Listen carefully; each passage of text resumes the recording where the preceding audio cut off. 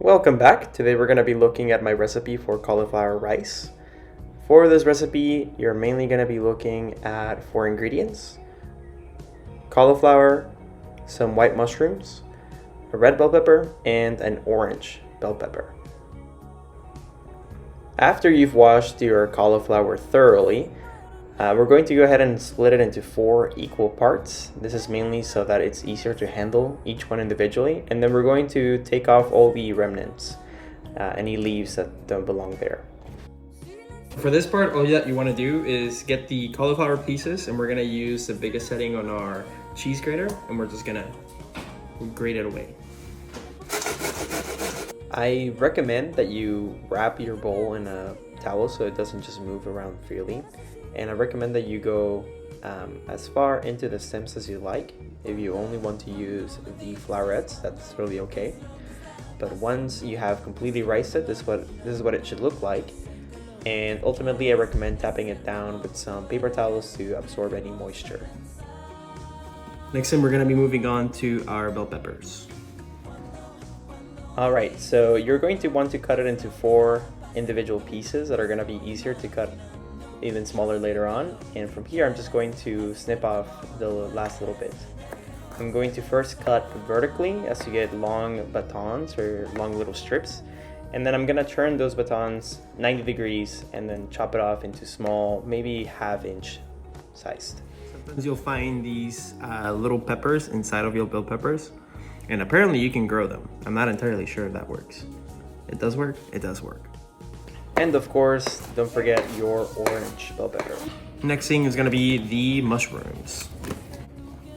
Alright, so for these, as long as we're cutting them in smaller pieces, you should be alright. If you like to get a little more meticulous with them, you absolutely can. But if you just want to give them a rough chop, as long as they're all evenly sized, you should be more than good. Okie dokie, so we have all of our ingredients chopped up and ready to go. Moving on to the stove, now we're going to take a medium-sized pan and make sure that we have enough oil to cover the bottom. Once your oil is a little bit more free-flowing in the pan and looks shimmery, that means that your oil is ready. You don't have to wait until it smokes, you just have to wait until it's a little bit less viscous than usual. We're gonna start with our mushrooms. These have a lot of liquid, so I want to be able to get that out, and I like these more sauteed than I like them raw.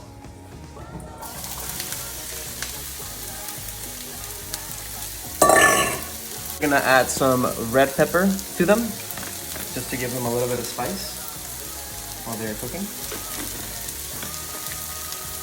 And now I'm going to take this opportunity to go ahead and mix them thoroughly. Don't be intimidated. If you cannot flip your pan like that, you can always take a spatula and mix them around.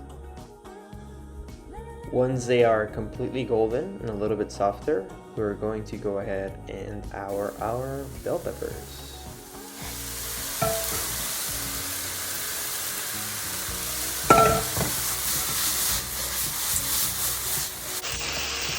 Look at all those beautiful colors. Once those have gotten a little bit softer, now it's time to add our riced cauliflower. Do keep in mind that you might have a lot, so it's best to just use a spatula.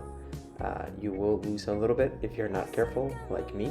These things have gotten to know each other a little bit in the pot. And now it's time for seasoning, starting with some soy sauce, a little bit of sriracha. If you're wondering how much, just enough to cover the top. A little bit of sesame oil. And when I say a little bit, I really do mean very little. You don't want to overpower your rice with sesame. One of my favorite seasonings that I like to put on literally everything, as you can see I have very little of it left, is Goya Adobo. It's a combination of garlic powder, onion powder, pepper, white pepper, and turmeric, so it's very heavy in spices. And don't forget to mix it thoroughly. Make sure everyone's getting to know each other. Taste it for seasoning nonetheless. Don't forget that it could be a little bit hot and it might go straight to the back of your throat, which is not very fun at all. But it's still very tasty. And this is our final product. It can be stored anywhere from 2 to 3 days, and it's a really good side for any protein you can think of. I hope this video has served you well, and thank you for watching.